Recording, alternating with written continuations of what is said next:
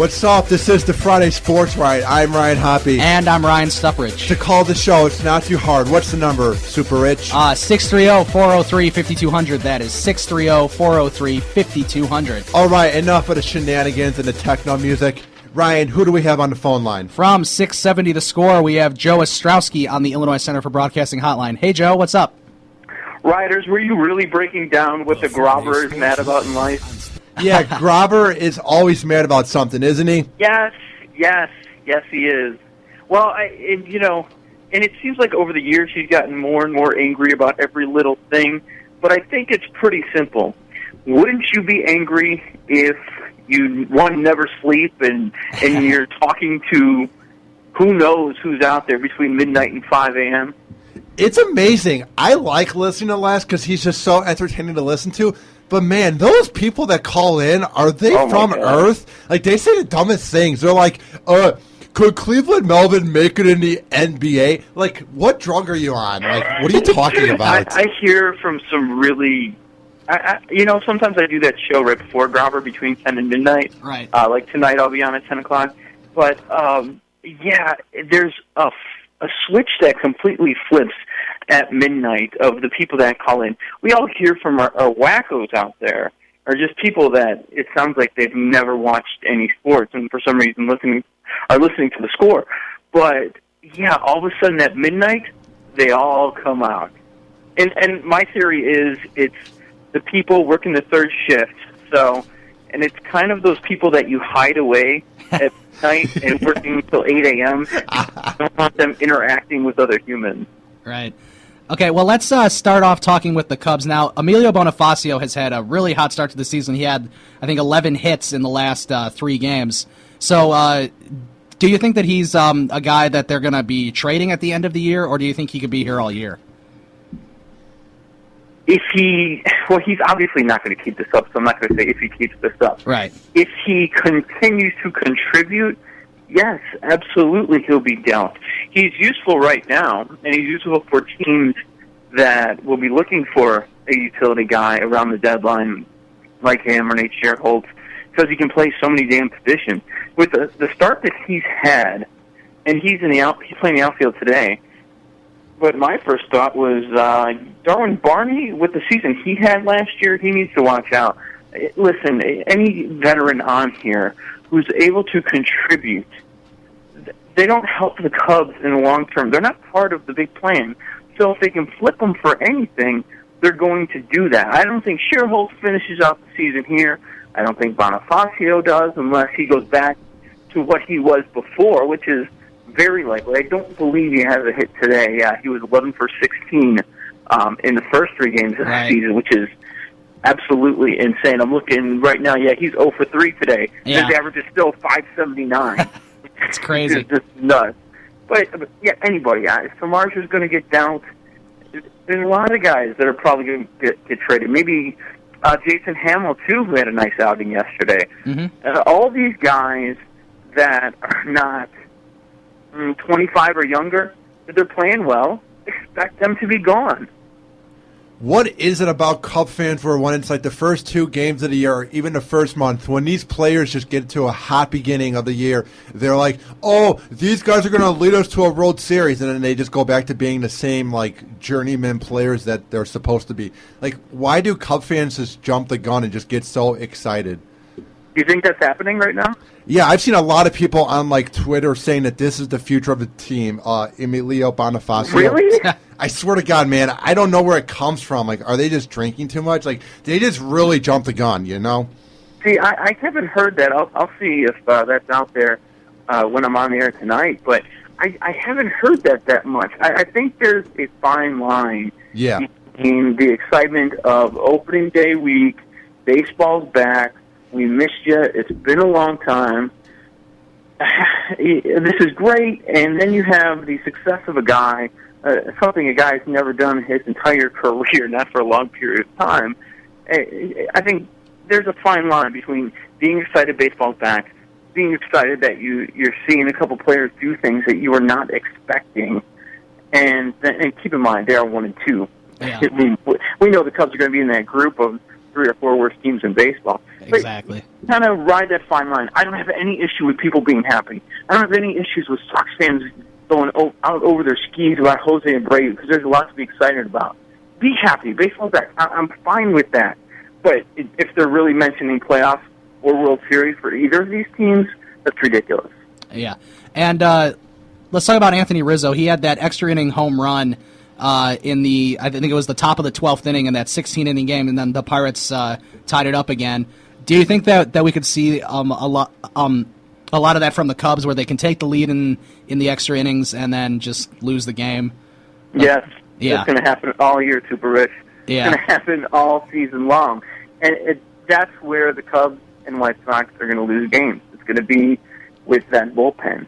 See, it's funny, when we talk about the Cubs pitching, we say, where are the prospects? Where are the prospects? You look at the starting five, it's really not that bad. And this time of year, it's advantage to the pitchers. But the problem is, at the lower levels, they don't have any aces. It doesn't look like they have any guys that will be two stars. Maybe, possibly, but it doesn't look like it for sure, like the offense right now. Like, they don't have much offense in the major leagues, but they have it in the minor leagues. They don't have great pitching in the minor leagues, but they have some good pitching in the major leagues. Mm-hmm. That's going to be the problem, holding on to leads for both of these teams. The bullpens look brutal, but a lot of times over major league seasons, you're able to figure that out and who should stay and who needs to go. Now, moving on to the White Sox, what is your take as they won their first series of the year against the rival Twins?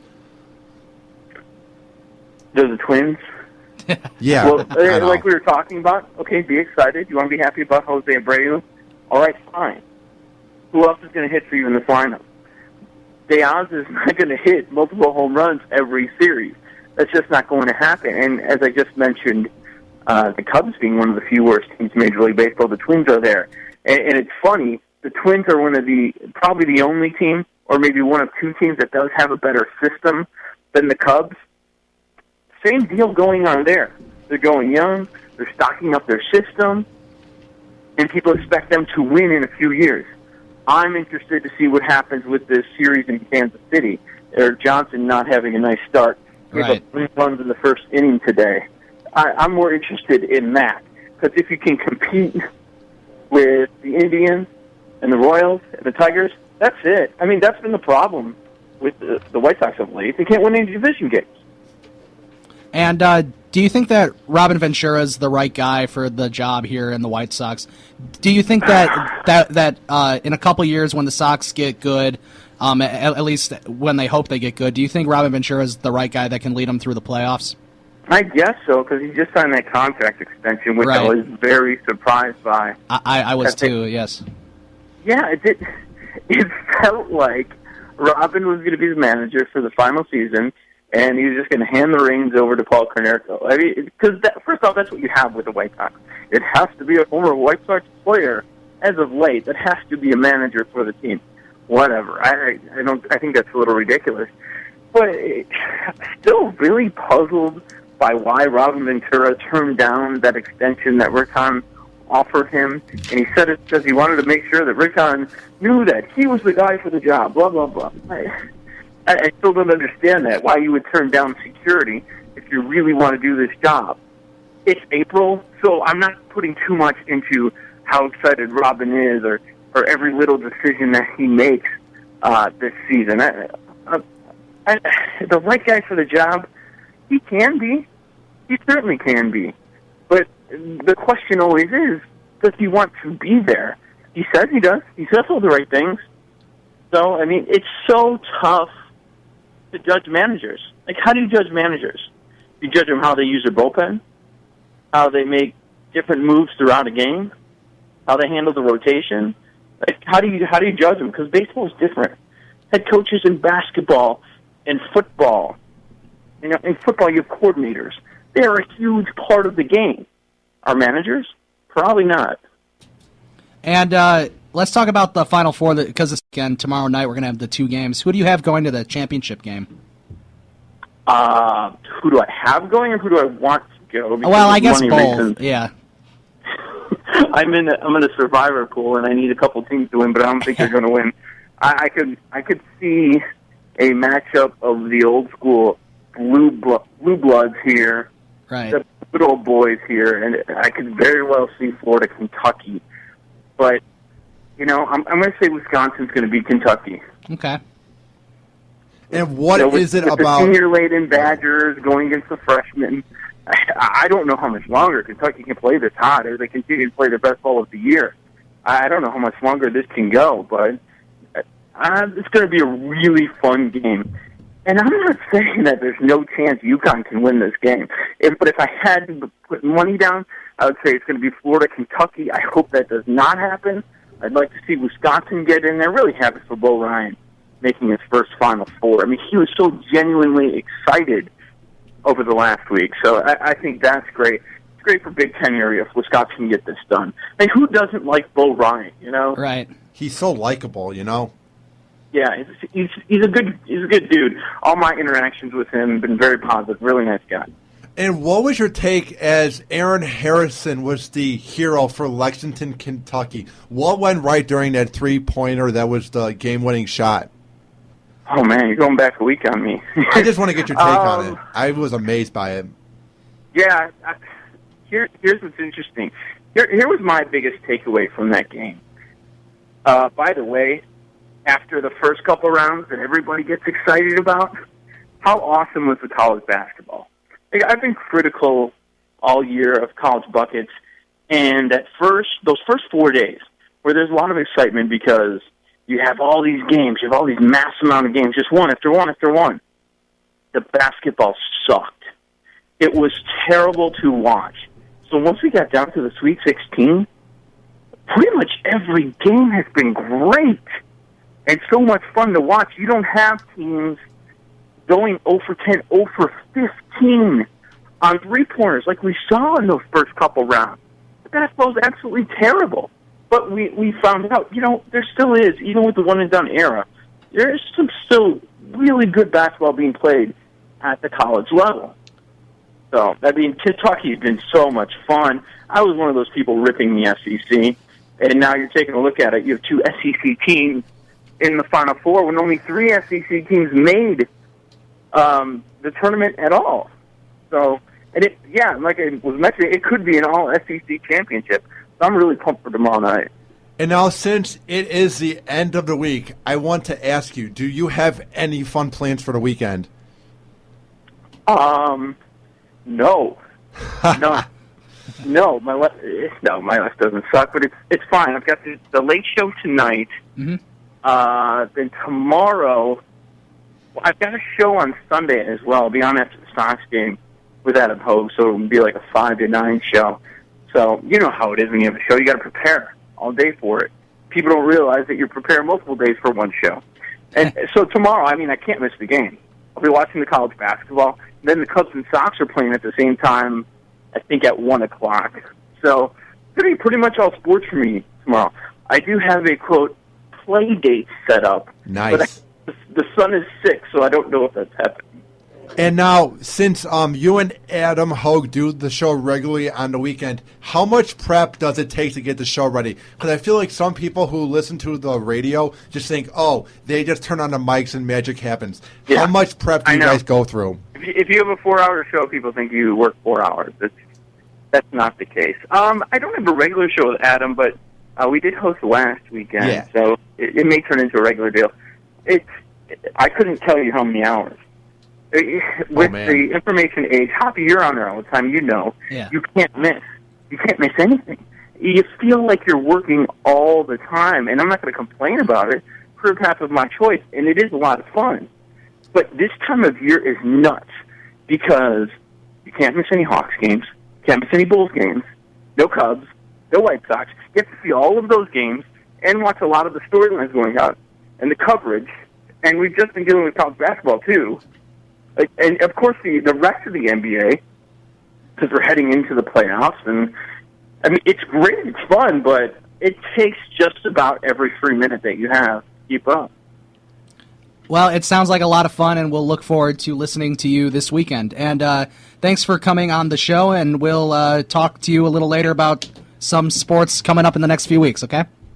So, Bryce, you don't have to lie. You're not going to listen. It's okay. I actually did I listen. am going to listen tonight. I You- promise. What plans do you guys have going on this weekend?